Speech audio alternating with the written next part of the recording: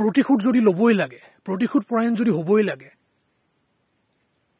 ধৈৰ্য সহকাৰে যিমান সম্ভৱ বিবেকী হৈ, যিমান সম্ভৱ সৃজনাত্মক হৈ প্ৰথম নিজৰ আন্তৰিক জগতৰ বিভিন্ন বিষাক্ত তত্ত্ববোৰক চিনি পায়, সেইবোৰক বুজি সেইবোৰৰ বিৰুদ্ধে শুধৰণিৰ এক যাত্ৰা আৰম্ভ কৰি প্ৰতিশোধ পৰায়ণ হওঁচোন আহক। আৰু সেই জৰিয়তেই, সেই ভিত্তিতেই বাহ্যিক জগতৰ দিশেও তেনেধৰণৰ পদক্ষেপ পঠিয়াওচোন আহক। তেনেধৰণৰ বিবেকী, ধৈৰ্যশীল, সৃজনাত্মক প্ৰতিশোধ পৰায়ণতাৰ যাত্ৰা আৰম্ভ কৰোচোন আহক, যাতে সমস্যাবোৰৰ জেগাত আৰু কিছুমান সমস্যা আহি নপৰে।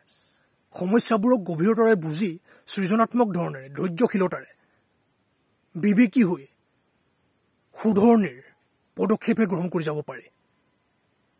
তেনে কৰাটো সম্ভৱ।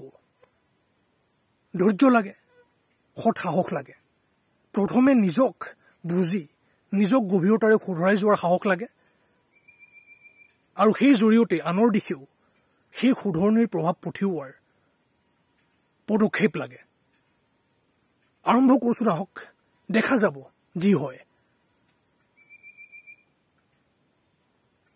তেনে এক যাত্ৰা বৰকৈ জৰুৰী।